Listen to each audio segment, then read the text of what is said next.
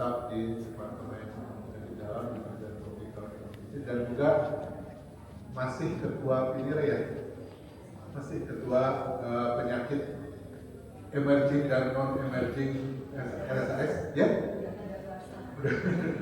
yang dulu turut menggawangi ketika kita menjalani masa COVID ya.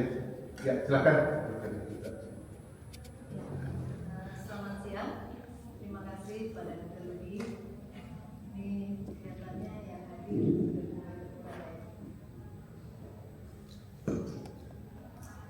ya, jadi pada kesempatan ini saya bukan mau mengajari sesuatu tentang penyakit infeksi, tapi mungkin kita sharing ya, jadi menyampaikan pengalaman masa pandemi kemarin, dan kita lihat ternyata setelah masa COVID ada berbagai penyakit infeksi yang juga terus bermunculan ya, atau bermunculan lagi yang sebelumnya sudah selesai. Jadi kita lihat bagaimana sejarah secara global terjadinya pandemi penyakit infeksi, khususnya infeksi virus ya. Lalu apa yang bisa kita pelajari dari pandemi COVID-19 yang lalu. Kemudian saya juga ingin memperlihatkan mengenai surveillance severe acute respiratory infection. Mungkin tadi sebagian juga sudah disampaikan oleh Dr. Prayudi ya saat membahas RSV dan mengenai yang terakhir mengenai kesimpulan. Jadi kalau kita lihat dari sejarah secara global itu pertama dunia dikejutkan pada tahun awal dibilang abad ke-20 atau abad 1920 ya, tahun 1918 yaitu di Spanyol bermunculan kasus-kasus misterius yang datang dengan tiba-tiba gasping, sesak napas, duluan lalu meninggal gitu ya. Dan setelah dideteksi ternyata itu suatu virus influenza. Jadi saat itu dunia dihebohkan karena ternyata sampai sekitar 1/4 penduduk dunia itu terinfeksi dan dengan kematian yang cukup banyak ya, 100 juta. Kalau kita bandingkan dengan COVID sebenarnya lebih heboh COVID ya. COVID itu kalau dunia saya agak lupa, tapi mungkin sekitar 170 juta ya, hampir 180 juta, 179 juta kematian di dunia gitu ya. Nah, akhirnya memang saya temukan artikel ini, mereka katakan sudah hampir sekitar 100 tahun sejak tahun 1918 itu tidak ada lagi muncul suatu kejadian infeksi yang menghebohkan dunia gitu. Tidak sengaja kita temukan ini ya di tahun 2019, jadi hampir 100 tahun. Jadi di artikel itu dikatakan sudah hampir 100 tahun tidak ada kejadian lagi. Ternyata bermunculan ya, bukan bermunculan, ternyata muncul pada tahun 2019, mungkin di Desember sebenarnya sudah mulai ada kasus misterius lagi ya di Asia, di Cina, yang kemudian akhirnya dideklarasikan pada tahun 2020 ya, di Maret itu dinyatakan bahwa ada suatu pandemi COVID-19 gitu ya. Dan ternyata kita terus berjalan gitu ya, penyakit infeksi itu terus berjalan.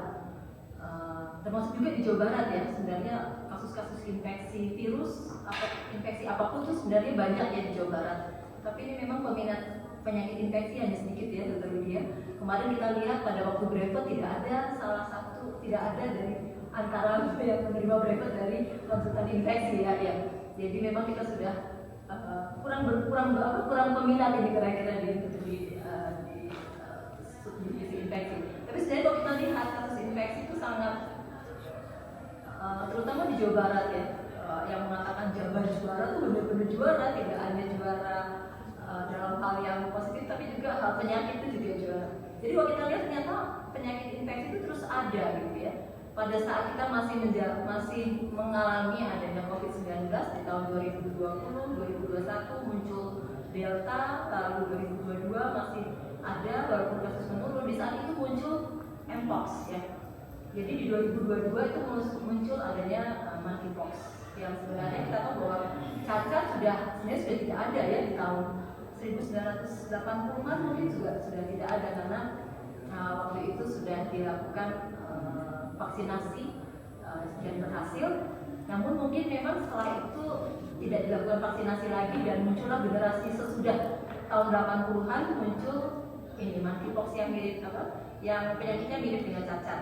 Dan kita lihat juga karena penyakit HIV juga semakin tinggi dengan transmisinya, atau kita lihat risk factor pada orang yang MSM ya, maka kejadian mpox juga semakin meningkat. Lalu ternyata juga infeksi dengue ya.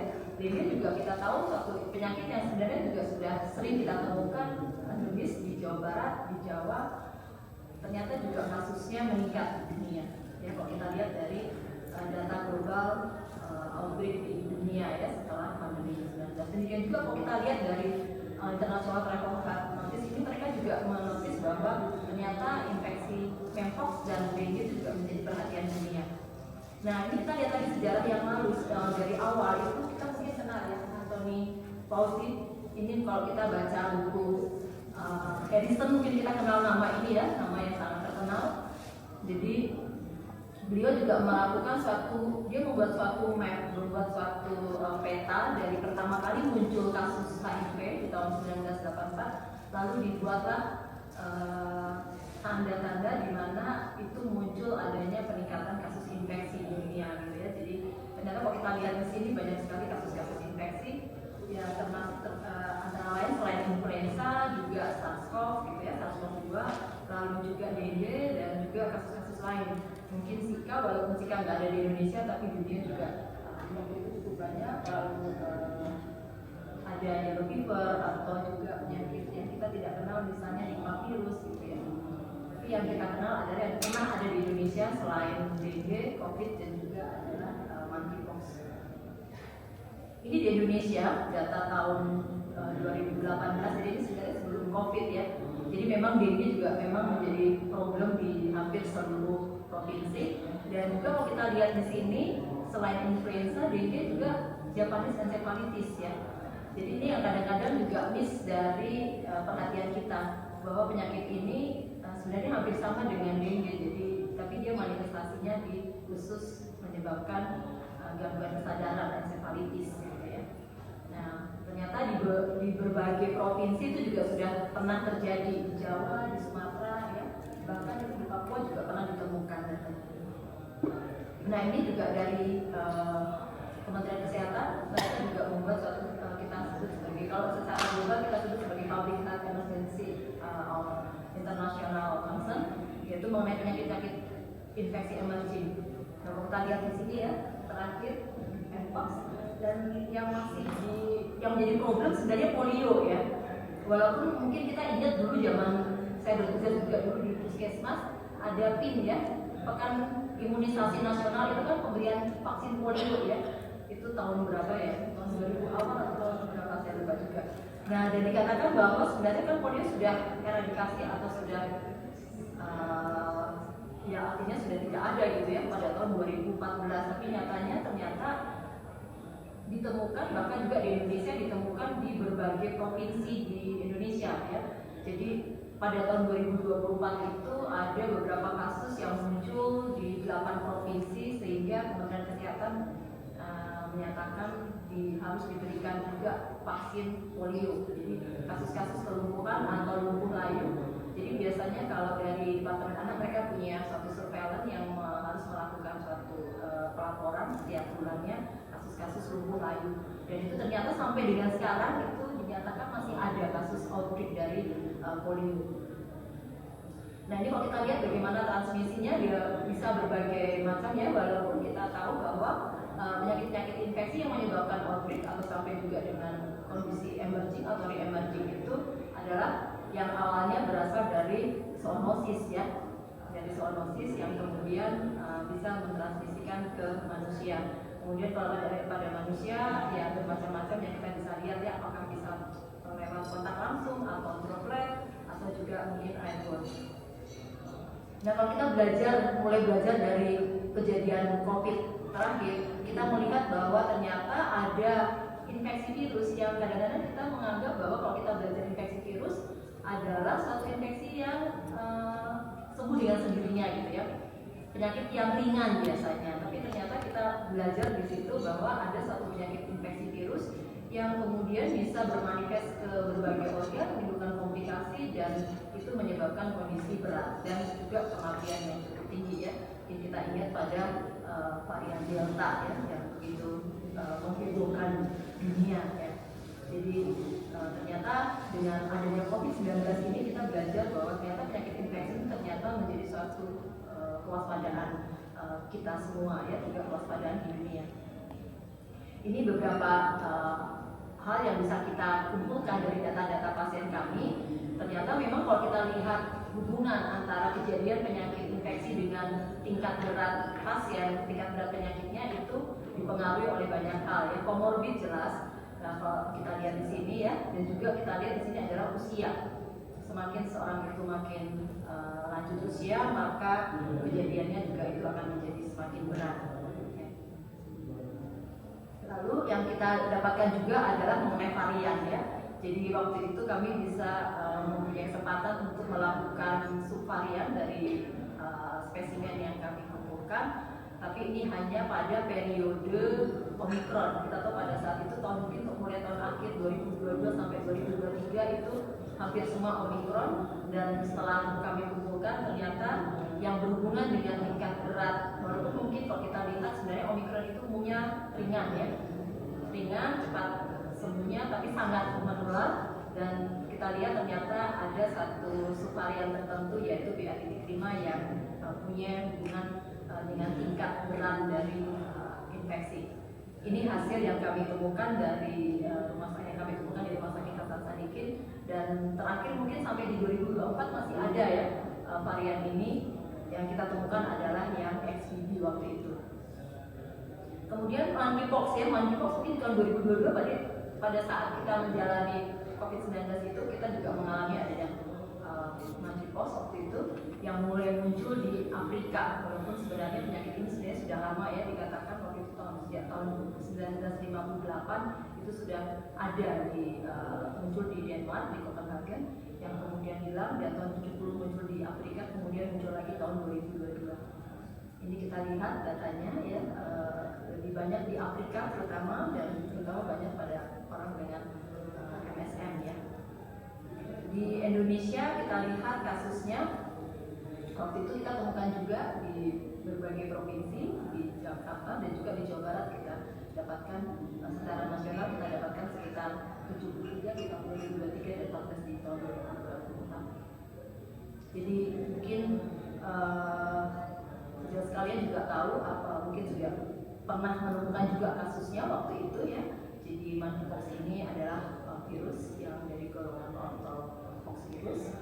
Kemudian ya sebenarnya dia dikatakan juga transmitted disease ya, tapi kalau itu mengenai pada khususnya kita tahu kalau pada MSM kebanyakan pada orang yang dengan HIV dengan jumlah vesikel yang banyak, maka itu akan menjadi berat ya. Jadi kita menentukan apakah kasus itu berat, kita harus menghitung berapa jumlah vesikel yang ada gitu ya. Jadi itu biasanya membuat kondisinya menjadi bertambah berat. Dan terutama ini adalah kontak ya, hubungan dengan MSM. Nah, kita tahu bahwa terutama penularan adalah melalui kontak. Jadi waktu itu dibuat suatu strategi penanggulangannya adalah dengan vaksinasi hanya khusus untuk mereka yang memang high risk. Jadi terapinya waktu itu obatnya belum ada ya,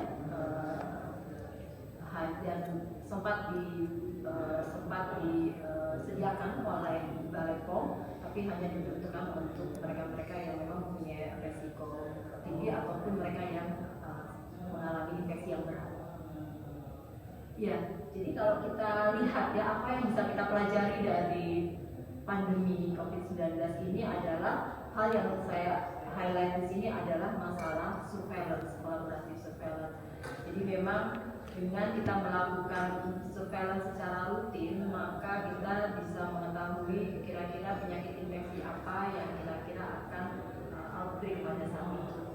Dan jadi surveillance ini baru mulai dikerjakan setelah redanya pandemi COVID-19. Waktu itu dari Kementerian Kesehatan mereka minta untuk kita melakukan surveillance SARI di tahun 2024 akhir ya.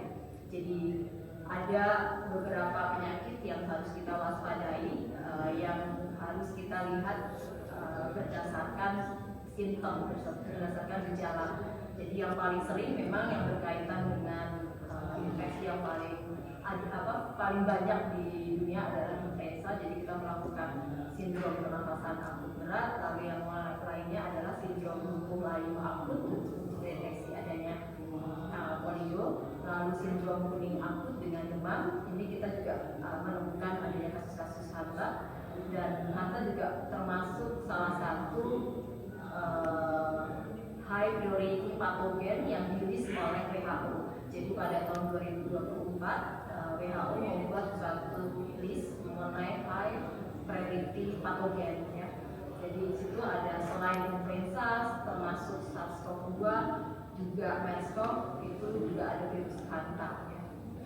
Kemudian sindrom demam berdarah virus, dengue ya, kemudian sindrom encefalitis akut dan sindrom akut. Dan yang memang paling aktif melakukan suatu surveillance ini mungkin karena kasusnya juga cukup banyak adalah kasus-kasus pasien datang dengan gejala influenza like illness atau pneumonia yang kemudian kita lakukan screening dengan batasan demam 10 hari, batuk 10 hari, atau nyeri tenggorokan atau pilek dan juga tarik nafas dalam 10 hari. Tadi kita dengar dari Dr. Prayudi bahwa yang lebih mengarah ke virus adalah biasanya kita temukan adanya pilek ya. Jadi ini kasus kita kumpulkan. Kalau yang tadi dikumpulkan sudah tahun 2025, ini sebelumnya tahun dari 2024 ada sekitar 600 spesimen dari anak dan dewasa. Dan kita lihat di sini ini data dari Dr. Basti dari patologi klinik bahwa usia ya dewasa itu ada yang di atas 59, antara 18 sampai 59, dan usia anak itu sekitar, di sini anak sekitar 300-an atau 58%, lebih banyak ya, dewasa 42%. Lalu yang hasil positivity rate-nya adalah 34%. Dan jadi di situ didapatkan bahwa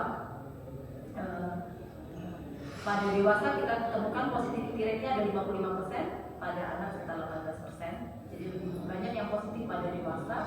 Dan yang terbanyak ini yang hijau waktu awal di tahun 2024 ini memang masih SARS-CoV ya, COVID. Lalu meningkat influenza A dan B ya. Di akhir tahun 2024 masih banyak COVID ya sebenarnya ya. Lalu ini kita lihat dan data ini mereka lakukan seperti semacam genotyping, jadi dengan NGS dengan targeted next generation sequencing. Ini didapatkan di sini ini khusus yang influenza A. Lalu yang terakhir ini untuk influenza B lebih sedikit. Dan yang kita dapatkan di sini adalah pada dewasa itu terbanyak adalah influenza A. Ya. Kalau pada sama influenza A pada anak dan dewasa, namun kalau pada anak kita lihat di sini tadi RSV-nya 5 ya. Yang tadi kan yang termasuk virus yang bisa menyebabkan kondisi berat, jadi RSV salah satunya itu ada 5, dewasa ada 2, jadi lebih banyak pada dewasa ya. Pada anak tadi. Virus-virus lain juga ditemukan dengan NTGS, walaupun dengan NTGS ini dengan satu multiplex virus ini hanya bisa ditemukan sekitar 8 virus ya sebenarnya. Jadi bisa ditemukan adanya Epstein-Barr atau herpes dan seterusnya virus. Dan kita temukan pada dewasa sebenarnya ada EBV ya, kalau pada anak-anak CMV. Jadi dari hasil NTGS ini dikatakan bahwa memang masih banyak influenza ya, dan RSV ini yang tadi sudah dibahas di topik sebelumnya kalau ikut mendengarkan.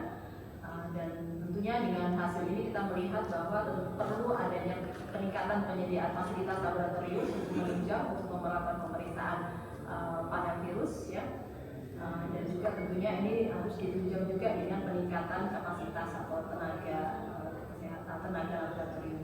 Dan tentunya harus dilakukan keberlangsungan dari surveillance. Lalu mengenai vaksinasi yang kedua, jadi ini yang bisa kita pelajari selain tadi surveillance, yang kedua adalah community protection. Jadi ada sebenarnya ada 4. Dan untuk satu emergency coordination itu selain tadi collaborative surveillance adalah kemudian community protection, lalu access to to countermeasure dan clinical care. Yang saya fokuskan adalah vaksinasi. Kalau nggak keluar ya. Jadi ini vaksinasi yang mungkin pembelajaran juga pada waktu vaksin COVID, kita melihat bahwa kalau tidak dilakukan vaksinasi maka pasien itu akan menjadi berat. Ini yang waktu itu masih vaksin Sinovac ya. Kita lihat yang berat lebih banyak, mungkin lebih jelas yang ini ya. Jadi kalau dilakukan vaksinasi maka lebih banyak yang survive. Ini mengenai rekomendasi vaksinasi untuk dewasa yang dikeluarkan oleh PABDI. Ada berbagai vaksin yang sudah direkomendasikan dan mungkin harus kita perhatikan ya, karena tidak semua di cover oleh pemerintah. Jadi kesimpulannya bahwa dengan adanya pandemi COVID-19 ini kita belajar bahwa perlu untuk melakukan surveillance, kemudian meningkatkan juga proteksi untuk komunitas dengan melakukan vaksinasi, dan kita tetap harus waspada bahwa tetap akan ada kejadian-kejadian penyakit infeksi setelah adanya COVID-19, yaitu sekarang influenza ataupun RSV. Mungkin itu saja dari saya. Terima kasih dokter. Terima kasih, Dokter.